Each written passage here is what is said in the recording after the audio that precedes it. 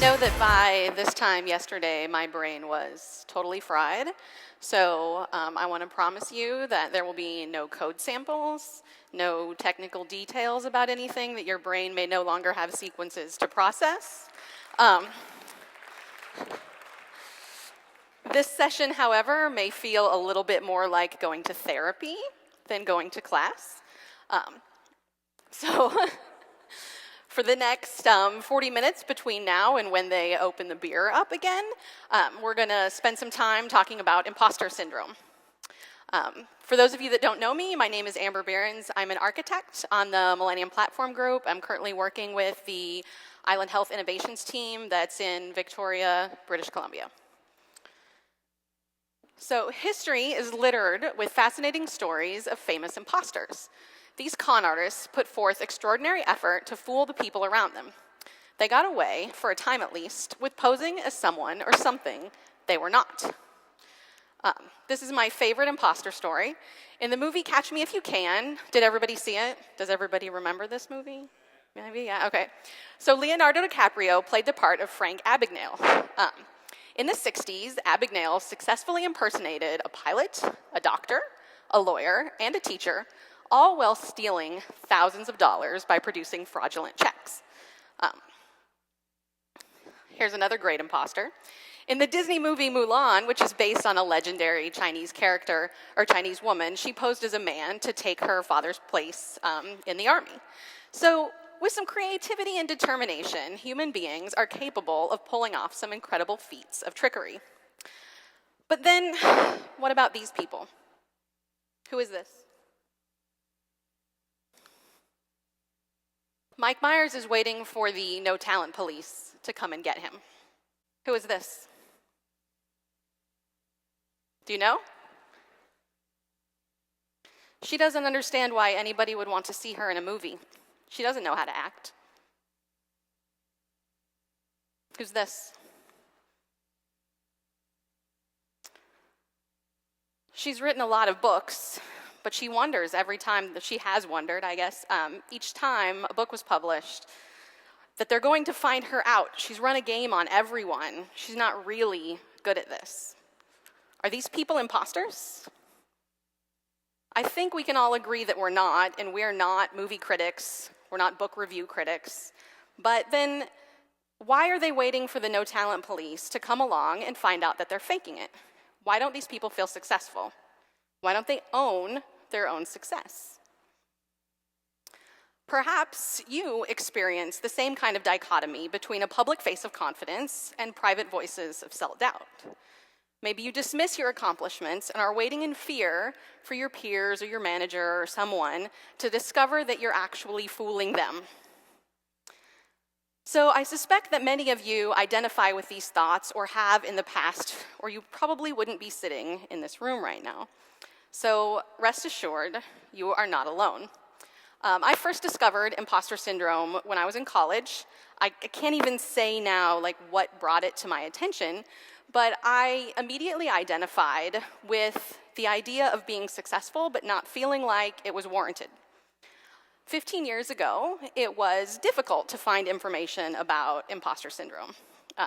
Today, the Huffington Post has a tag for it. If you Google imposter syndrome, you will get more results than you can begin to read, and you will even get some results that are specific to software engineering. Also today, I'm getting much better recognizing my own self-doubt and figuring out how, most of the time, to turn around those inner voices. So, truth be told, I almost didn't submit the proposal for this talk, because I was thinking, why should I do this? I'm not the expert. I shouldn't be speaking about this. This is not my thing. And then I went to UCERN and searched for imposter syndrome and found nothing. So I talked myself into doing it for a number of reasons, one of which nobody at Cerner appeared to be talking about this. So, imposter syndrome. This is something that was first identified by these researchers in 1978. They called it the imposter phenomenon. I actually like the word phenomenon better than syndrome because this is in fact not an officially diagnosable medical or mental illness. So if you feel this way, You're not officially crazy, and you're not officially sick. It's just kind of, the voices in your head are telling you the wrong thing. The majority of my content is based on a book by Dr. Valerie Young. It's called The Secret Thoughts of Highly Successful Women.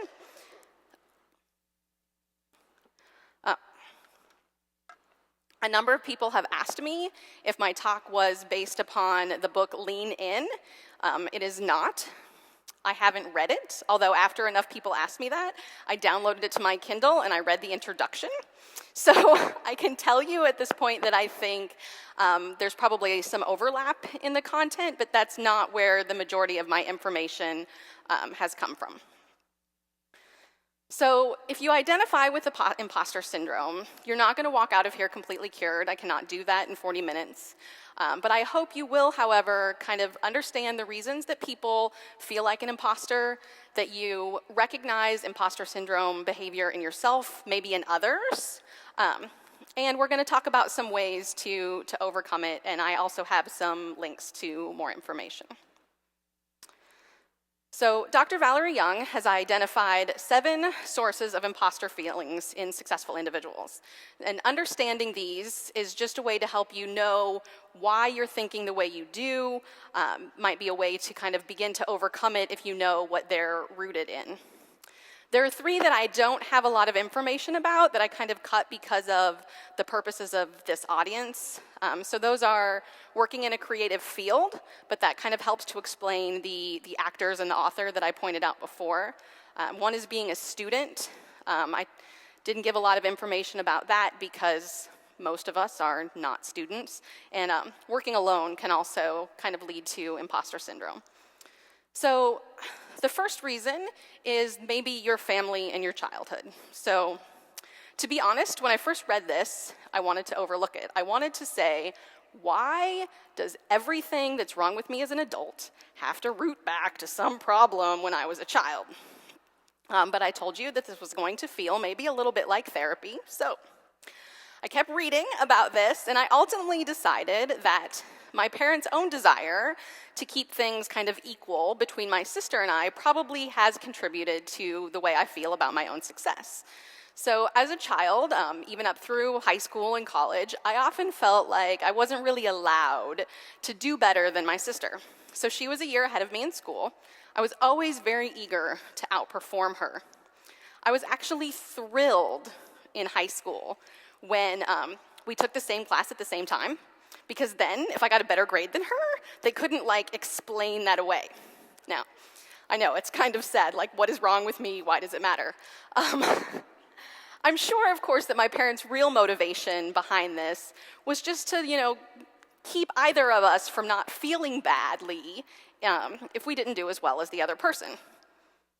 That being said, apparently I could have used more recognition or approval for when I did do something well. As a parent now, I'm a little bit intimidated by all of the ways I could be screwing up my children. So there are a number of family behaviors, maybe if you don't identify with my story, that there's another one that could have happened to you that kind of spurs these imposter feelings. One is putting too much emphasis on mistakes. So maybe you got 1 B on your entire report card, and that's all your parents talked about. Why did you get a B?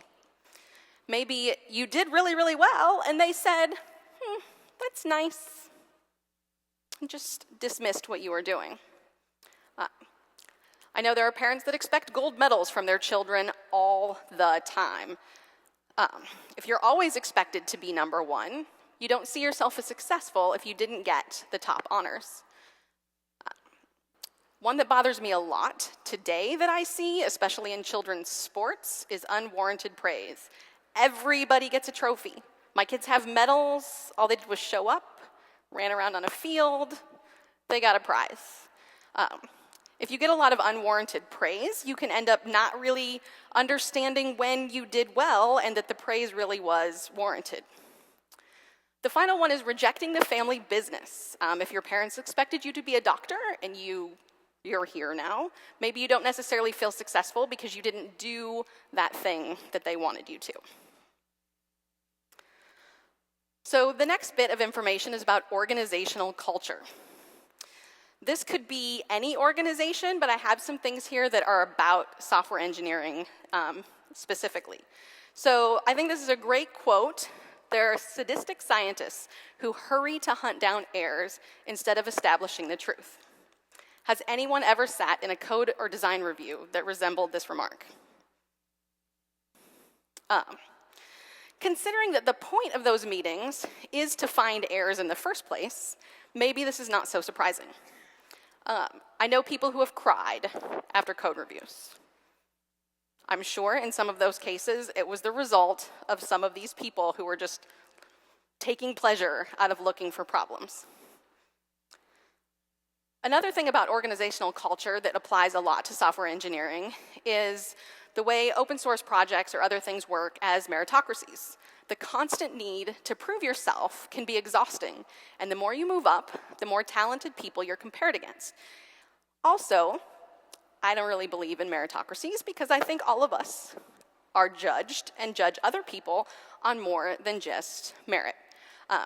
But we'll get more to gender, race, and cultural issues in a moment. Business Insider ran an article recently about programmers going crazy. It talked about Imposter Syndrome and a Reddit post about what it means to be a real programmer. So this is like a phenomenon where everybody should love programming so much that that's what you do with all your time, and you don't ever do anything else. And if you're not programming on the evenings and weekends, you are not a real programmer. Maybe you went to DevCon Trivia and you walked out of there thinking, wow, I'm not a real geek because I've never seen that movie, or I don't watch Game of Thrones, or Doctor Who, or maybe you should balance those thoughts with that stuff is not urgent and it's not important and you can put it over here on your don't to-do list.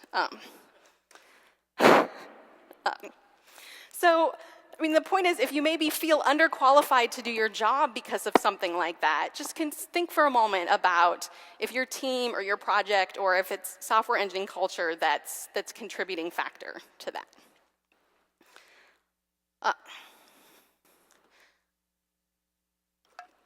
So the next thing is maybe you feel like a stranger in a strange land.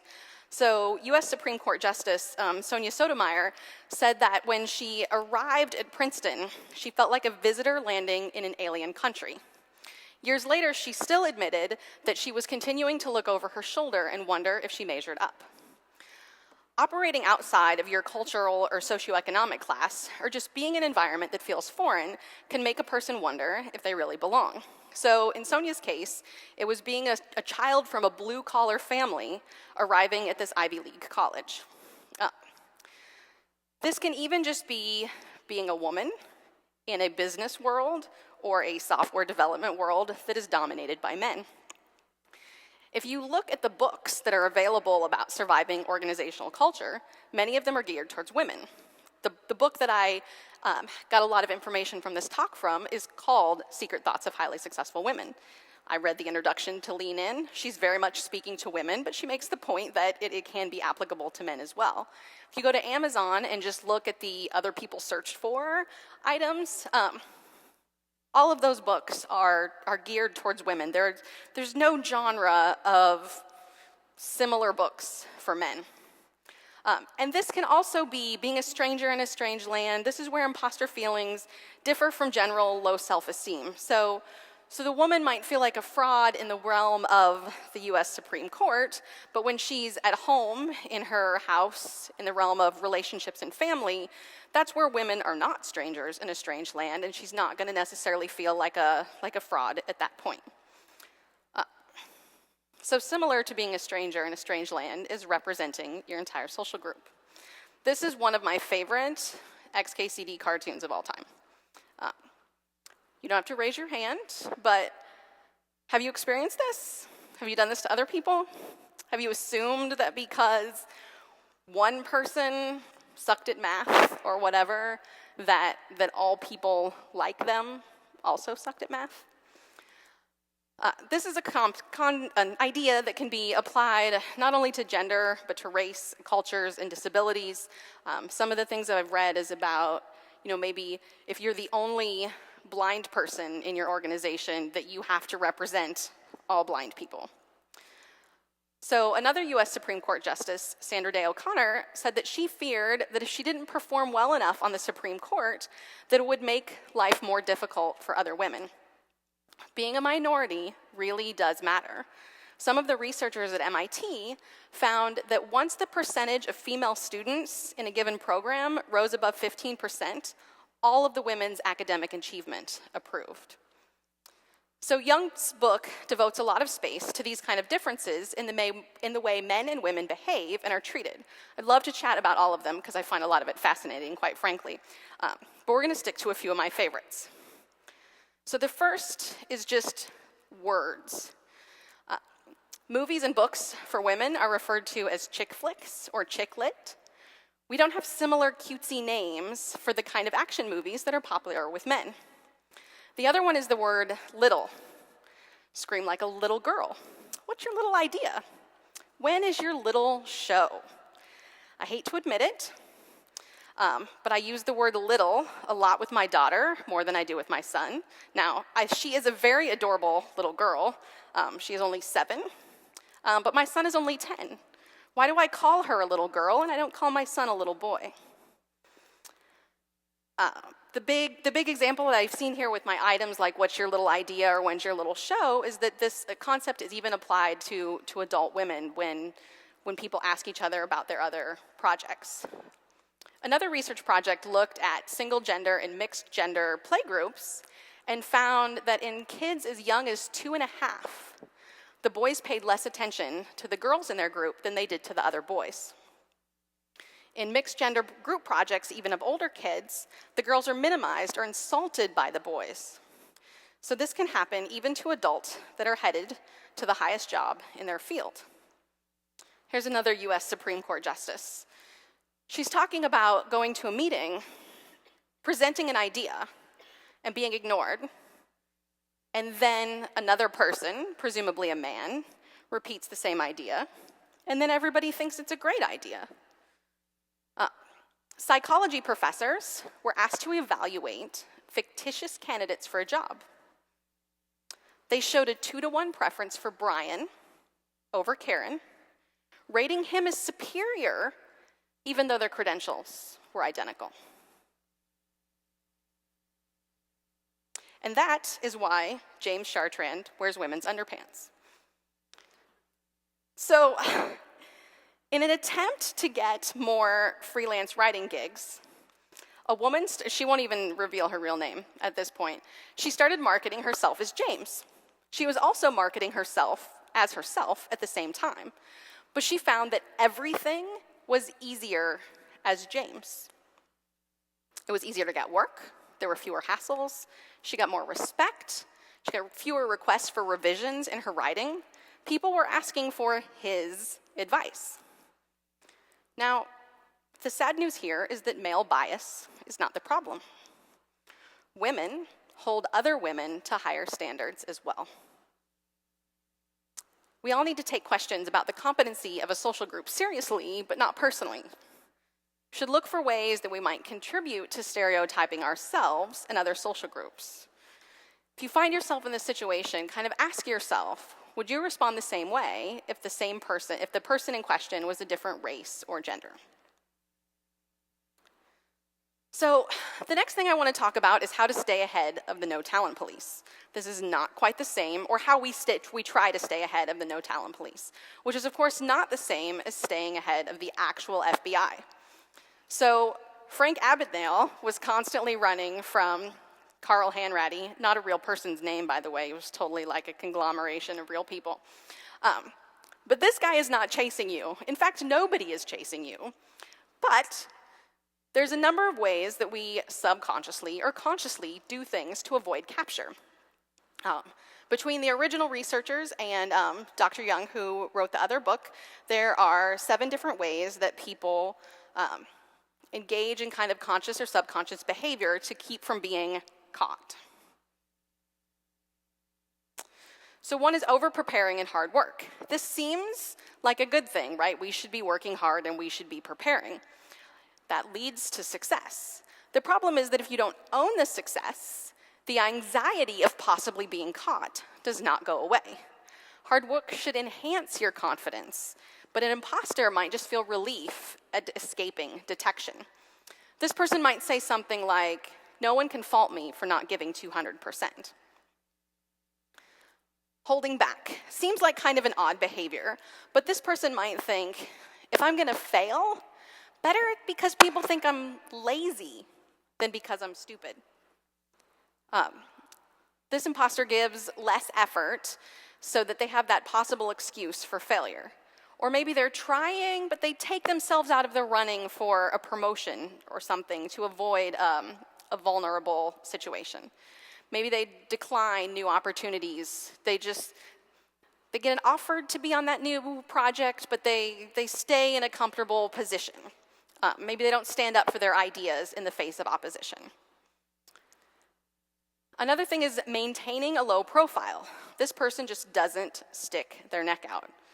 Maybe they avoid answering questions on UCERN. They want to send you an email instead of posting on Jira because they don't want to stick their neck out.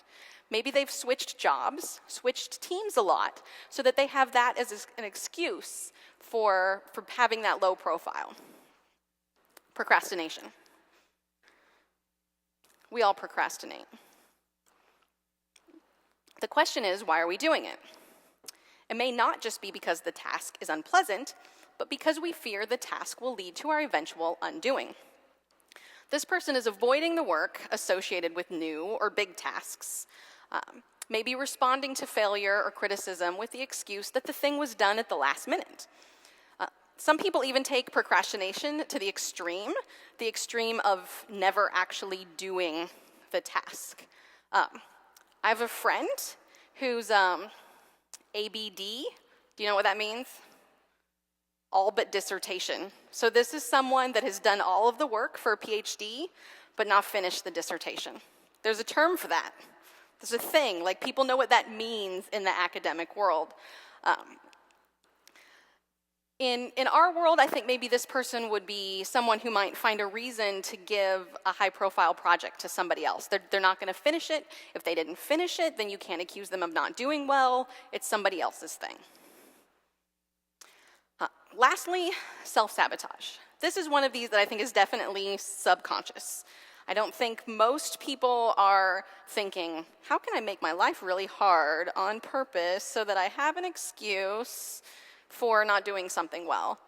But it might be like staying up too late the night before, and so then in the morning, if you're tired and you don't perform well during a presentation, you have being tired as an excuse for not having done well. Maybe you waste time at work during the day, and then you have to work late, and then your excuse for your code being crappy is that you wrote it at 1 o'clock in the morning. So you need to ask yourself some questions. If you identify with imposter syndrome, you're going to have to spend some time in self-reflection, figure out your own behaviors and how you can change that for next time. So what does your behavior help you avoid? What does my behavior help protect me from? What does my behavior help me get? Maybe you're avoiding negative feedback. Maybe you're protecting yourself from scrutiny or finding out if you could be more successful. Maybe your behavior gets you sympathy and attention. So finally, what can we do to break free? How can we begin to own our own success and see our own potential fulfilled? We want to get to this point. Margaret Thatcher said, "I wasn't lucky, I deserved it." So, I mentioned self-reflection before. When you're looking at your own accomplishments, you might blame your success on luck or timing or personality. If you see luck or timing as a key factor, focus on the fact that you still had to deliver. Maybe the door was opened at the same time, but you still, or at the right time, but you still could have fallen flat on your face. Bill Gates was lucky. His school got computers when he was in 7th grade. That's a big deal, given the time period. That was lucky. That was probably good timing, but he still had to deliver. You may think that your personality is the reason you succeed. People just like you. Maybe. And that's a form of competence. Being able to work well with others is a form of competence that you can own. So what we want to talk about is what distorts your personal view of competence. So I have some fill-in-the-blank questions. You can maybe think about these later. But maybe you think you'll know you're competent at being a software architect when nobody criticizes your designs. Maybe you think that if you were really smart, Jared is laughing over here like, haha, that's never going to happen. Maybe you think if you were really smart, you'd never miss a question on a test. Maybe you think you should always have an answer to every question everybody asks you anytime.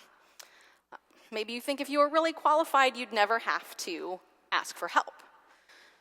So we're going to look at a number of different kind of filters through which people distort their own competence. The first is being a perfectionist. I think we all know what this means. Most of us identify with this. Good enough is failing. So we need to recognize that sometimes good is good enough. It's okay to try something hard and not do it perfectly.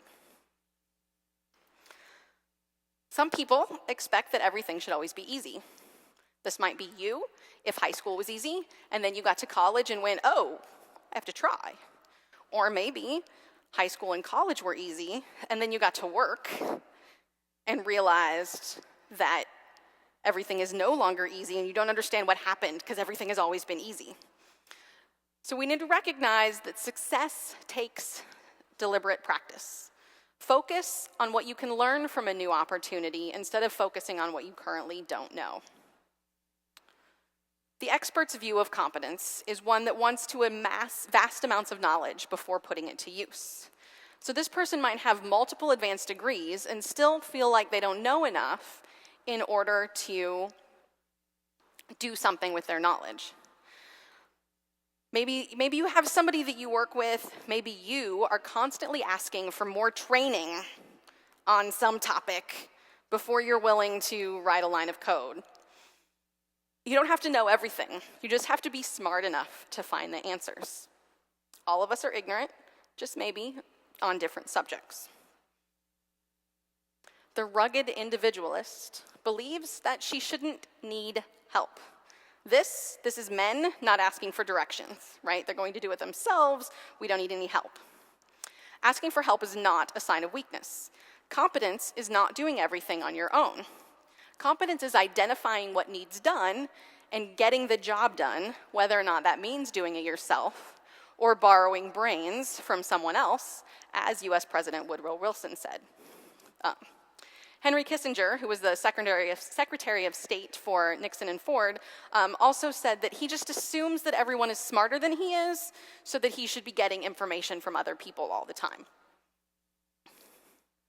Superwoman, Superman, whatever you identify with. Superwoman wants to do everything perfectly. This is different from a perfectionist because it's not just about work or school. This, to me, is the idea of bringing home the bacon and frying it up, and doing every other task in between. So we need to recognize that you can do whatever you want, but you can't necessarily do everything that you want.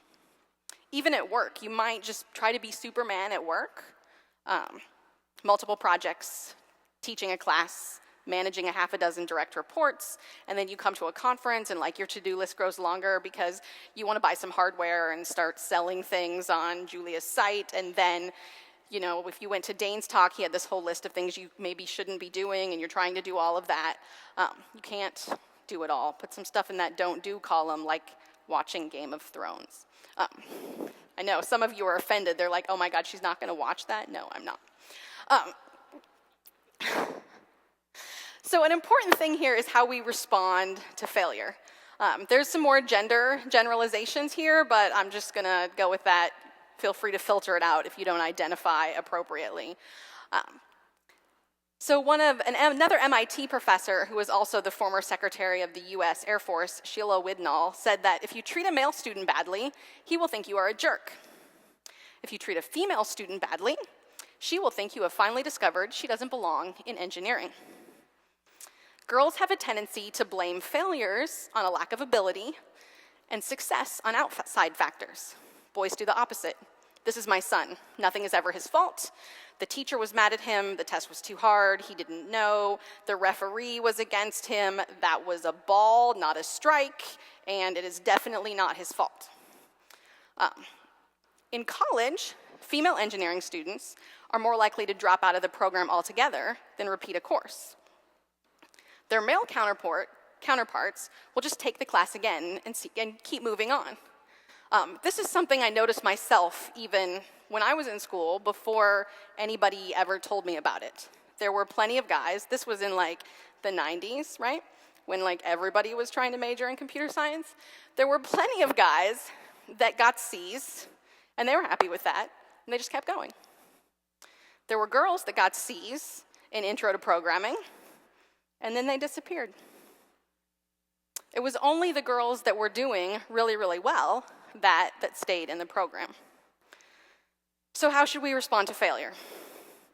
We need to let it go.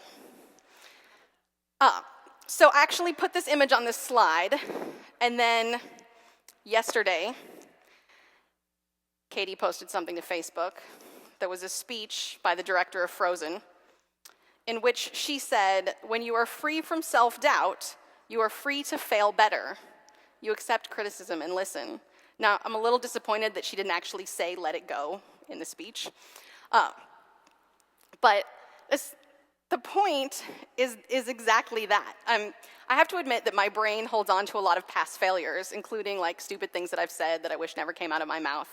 I try to tell myself that nobody else remembers these situations, but some of them still like creep into my head at unsuspected moments. They're like a song you can't get out of your head, like Let It Go. It's difficult to make some of these things go away unless you replace them with some positive thoughts in your own head. So you need to focus on how you're going to do better next time instead of what you just did poorly. There is a big difference between being stupid and feeling stupid. So the next thing is we need to accept success. Accept compliments without brushing them off. Do you ever say, oh, it was nothing, no problem, anybody could have done it? Just say thank you. The one that bugs me the most is when people say, if I can do it, anyone can. It's not true. I hear this a lot, actually, in the realm of like fitness and weight loss. If anybody's talked to me for any period of time, you'll hear me say this really crazy word. It's called ragbri. It's this awesome bike ride across Iowa. Lots of people, bicycles. It's like 450 miles in 7 days. Anybody can do it. I believe that's probably true under the right set of circumstances. There's even a group called Adaptive Sports that will get you a hand cycle, put you back on the back of a tandem if you're blind. Anybody can do it. But is that really true? I saw a story recently on Facebook, so it's definitely true, about a 16-year-old who graduated from college before she graduated from high school because she began taking college classes at 13. She was dual enrolled the entire time, and the college graduation ceremony happened to be scheduled a week before the high school one. In the article, she was quoted as saying, "I think anyone my age can do what I did. It's not hard, it's just hard work." I read that, and I thought to myself, that's bullshit. Okay, how many of you at 13 think that you had the maturity, the determination, the scheduling ability to start taking college classes? And it would have definitely been hard work, but that doesn't mean that anybody can do it. So, fake it till you make it.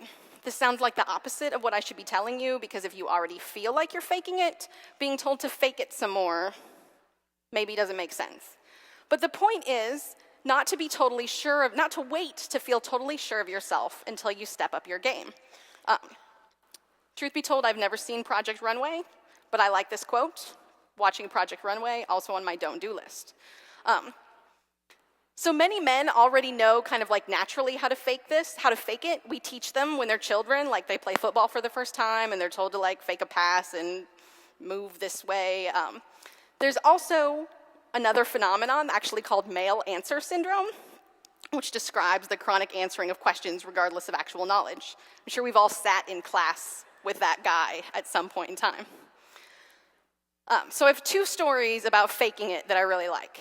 The first is about this author, Rebecca Solnit. So she published an essay in the Los Angeles Times where she recounts an exchange between herself and her friend Sally and this party host. The party host asks her in a condescending way about, those little books she had written. So she begins to talk about her most recent book, which was about Edward Muybridge, the annihilation of time and space and the industrialization of everyday life. Okay, not like a light, fluffy topic. He cuts her off and starts asking her if she's heard about that other Muybridge book that was published recently. He's going on and on and on about this other book that she should know about. Rebecca is shocked. How could something like this have happened? Who could have written another book? Her friend Sally steps in as the voice of reason, looks at the party host and says, "That's her book."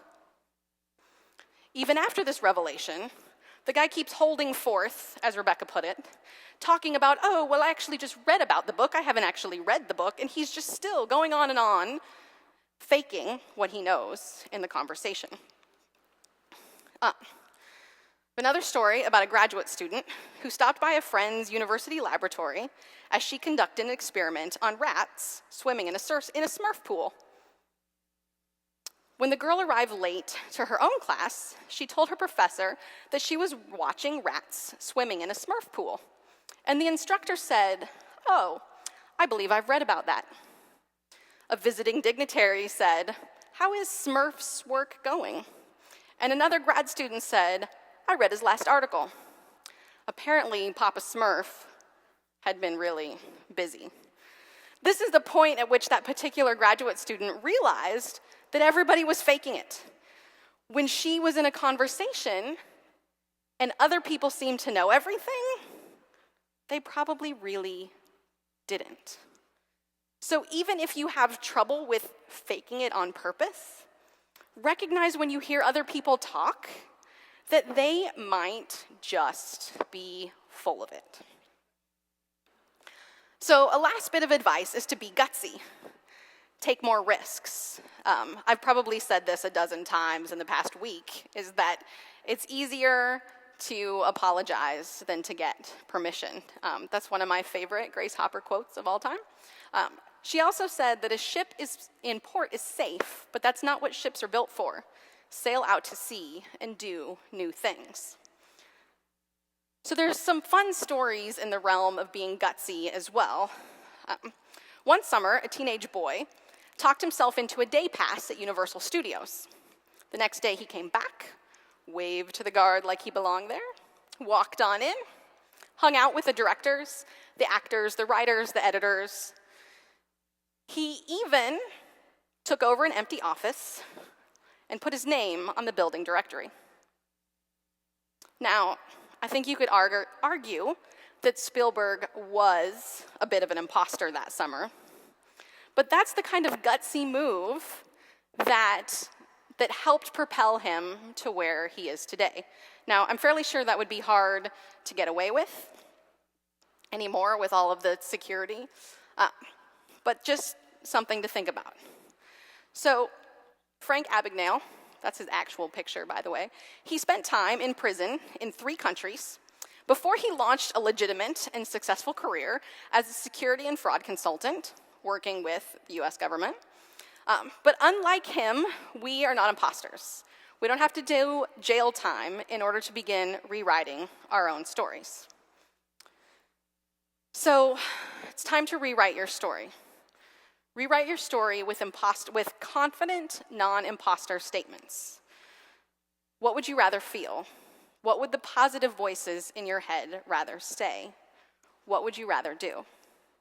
So another set of fill-in-the-blank questions that you can think about as you rewrite your story and try to fill your head with positive voices instead of negative voices. I think that's exactly my 40 minutes. Do you guys have any questions before, they start serving beer?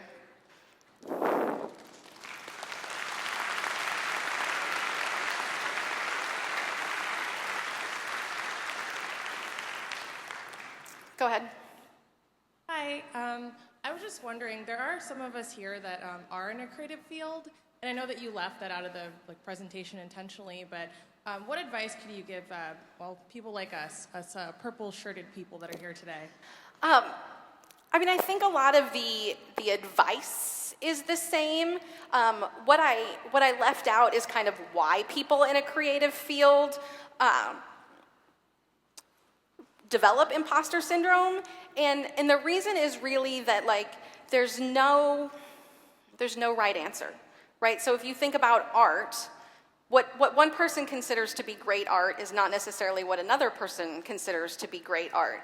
So you might constantly feel like what you haven't done isn't good enough because there's always somebody who's going to criticize it. So if you think about Mike Myers and Meryl Streep, even though they've been wildly successful as actors, I'm sure there are still people out there that think they're horrible or a particular project was horrible. And so if you're constantly getting positive and negative feedback, it can be difficult to sort that out. Anything else? All right, thank you. There should be beer